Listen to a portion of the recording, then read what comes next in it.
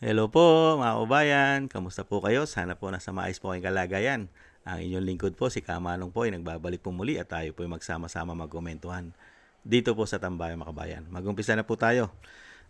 Komentuhan po natin, ito pong katatapos lang Independence Day. At syempre po, doon po binanggit at pinakilala ang kanya pong Senate President. Ibang klase, mga kababayan. Ganyan po katindi ang gobyerno po natin ngayon. Unang-una pong hindi sumusunod sa saligang batas. Hindi kaya. Ibang klase. Para lang po maproteksyonan ang mga pinagagawa nila di umano na mahigit 3 taong korupsyon, ay kailangan po sila na mismo ang masunod. Kagustuhan na nila ang masusunod kahit po baliin ang batas, bend the law at break the law. Hindi kaya, pakinggan po natin ito po mga kababayan at panoorin po ang kaganapan po kanina. Pinangunahan ni PBBM ang pagdiriwang ng 128th anniversary ng kalayaan ng Pilipinas. Bukod sa mensahe ng pagkakaisa, agaw pansin ang kanyang pagpapakilala kay Senador Win Gatchalian. Ang detalye sa agenda report ni Pierre Pastor. Senate President Pro Tem Sherwin Gatchalian, the Dean of the Diplomatic Corps. Humiyaw ang mga tao nang banggitin ni Pangulong Bongbong Marcos ang pangalan ni Senator Sherwin Gatchalian bilang Senate President pro tempore. Sa gitna ito ng leadership gridlock sa Senado. Magkatabi pa sina Marcos at Gatchalian sa Independence Day program sa Quirino Grandstand. Nagsimula ang selebrasyon sa flag raising at wreath-laying ceremony sa harap ng monumento ni Jose Rizal. Matapos nito, nagtungo na sa grandstand para sa formal na programa. Libo-libong tao ang nakilahok sa paggunita. Nakita niyo po mga tambay, ibang klase, no? Mismo sa Korte Suprema, yung petisyon po nila nakilalanin po ang ginawa po ng 12 na nagpe-pretend po ngayon na mga acting Senate President at Senate President for itong sinasabing temporer na sinasabi po nila. Mga kababayan, nakita nyo po yung nangyayari sa ating bansa. Palibasa po kasi ang Pangulo ay hindi abogado. Hindi rin po abogado si Gatchalian. Hindi rin po abogado si Soto.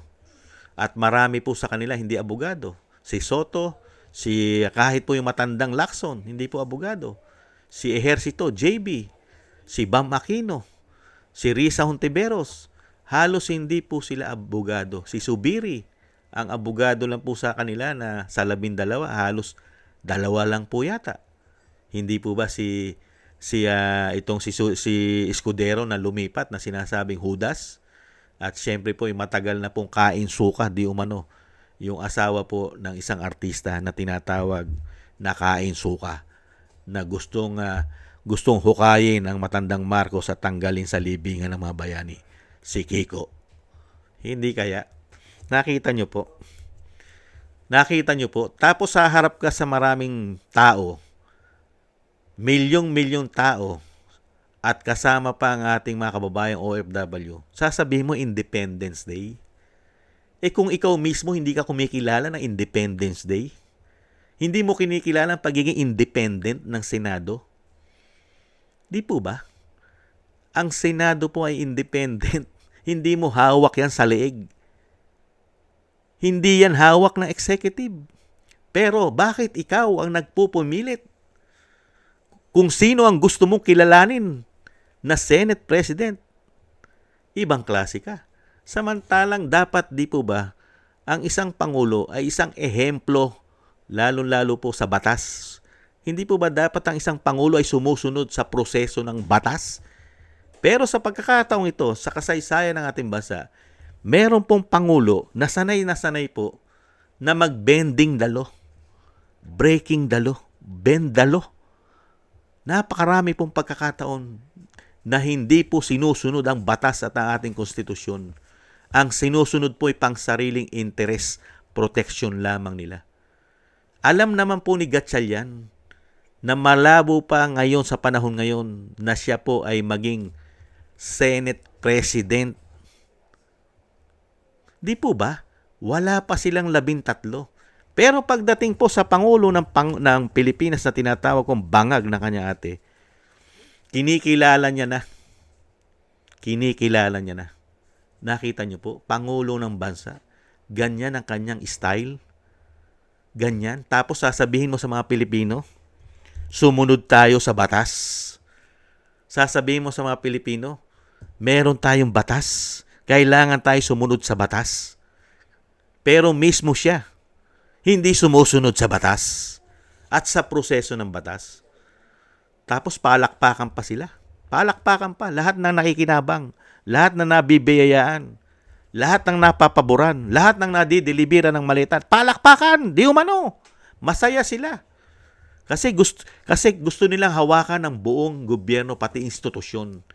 Hawak na po kasi nila sa leeg ang House of Representatives, di umano, dahil nahandun ang kanya anak na congressman. Pati ba naman Senado, gusto pa rin pong hawakan sa leeg ng executive dahil po sa malasindikatong gobyerno ngayon. Kaya po, nakita nyo po, yung pagiging independent, wala. Si Senate President Peter Cayetano ang nakakuha ng majority vote na 13 vote. Hindi man lang niya ni-recognize. Wala man lang sa kanya yung recognition na ikaw ang nakakuha ng majority vote.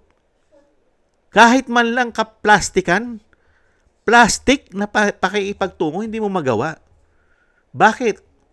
Dahil itong Senate President na nakakuha ng 13 vote ay nag-iimbestiga ng korupsyon. Kaya ayaw mong tanggapin at i-recognize ito dahil ikaw mismo ay tatamaan. Dahil yan mismo ang ayaw mo mangyari sa Senado. Natutukan ang malawakang korupsyon na ginawa ninyo, di umano. Kaya panay ang pagtatakip nyo. Kaya panay ang pamumulitika nyo. Pagka po may lalabas na katotohanan, katulad po sa Senado na inumpisahan po at pilit nilang pinipigilan at pilit po nilang ginagawa ng paraan para hindi matuloy kung ano-ano ginagawa nila. Pag merong pong politiko katulad ng mga senador, ay unti-unti po nilang ginigipit. Ganyan po kawalangi at kadidemonyo na ang mga taong ito. Kaya itong mga tao na ito, pag nawala sa kapangyarihan, mga kababayan, malabo na po sa sabaw ng pusit yan na makabalik. Lalong-lalo po ang pamilya Marcos, ang lahi ni Bongbong Marcos, sa majority ng mga Pilipino. Sa tingin nyo, pagkakatiwalaan pa ang lahi niyan ng majority ng mga Pilipino? Kaya lang po malakas sa ngayon dahil kontrolado nila pati ang malalaking mainstream media. Hindi po ba? At pinagsama-sama po nila lahat, pati makakaliwa, pati simbahan, pati mga oligarkiya, pati yata mga pulburon lord. Hindi kaya. Nagkaisa na po silang lahat. Pero, yung sinasabi nga po natin, pagka po nawala po sa kapangyarihan ang lahi niyan, napakabaho na po niyan. Ubod na po ng baho ng lahi niyan. Hindi po ba? Yan po mga kababayan, pakapalan na lang po ng muka. Pati po si Gatchalian, ubod na po ng kapal ng pagmumuka. Talagang nagsama-sama. Ang gusto lang po palang mangyari ng pamahalaan ngayon, lalo-lalo ng isang presidente na tinatawag na bangag. Kung sino lang po ang gusto niya. Kung sino lang gusto niya at susunod sa kanya at makakatulong sa kanya. Lalo-lalo sa pagtatakip ng malawakang korupsyon. Yun lang pala ang kikilalanin niyang liderato. Impossible dream. Unbelievable. Yan po mga kababayan. At yan naman po yung sinasabi ng Vice President. Araw-araw natin matutuklasan at malalaman kung gaano po napakawalang hiya ng taong ito ayon sa Vice President at napakasindikato, ubod ng sindikato lalong-lalo sa pagnanakaw ayon sa Vice President. Maraming salamat po mga kababayan sa nagusto po natin tambayan mga kababayan sa YouTube at TikTok at ganoon din po sa ating mga subscribers at nagko-comment, like, share, and subscribe at patuloy po nagsusubscribe. Shoutout po sa inyo lahat. Mabuhay po kayo. Thank you po sa inyo. At shoutout din po sa mga nagbibigay po ng tulong at biyaya. Shoutout po kay Eric Hershow from Canada. Kay Jem Aris from United Arab Emirates. Ani Jo. Kay Norma Garcia, Mary Natividad Blinden, Gay at Siena. Tatay Nick from Toronto, Canada. Kay Jesus Valdepena, Rolando Guerrero. Kay Tatay Nick from Toronto, Canada.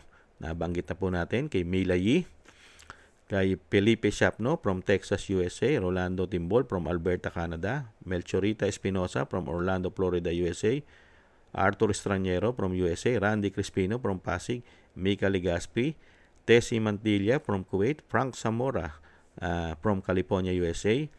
Romulo de Vinagracia from Bacolod City. Ma'am LB at Sir Manny from North Miami, Florida, USA. Thank you po sa inyo mga kabayan at God bless po sa inyo lahat. Shoutout po sa inyo lahat. At tis lang po tayo mga kabayan at samahan po natin ng maraming dasal at panalangin. At hindi naman po ipagkakaloob ng may kapal na mga taong ito ay maghari sa atin ng pangmatagalan. May katapusan din po ang mga hayop na yan. Paalam. Bye-bye.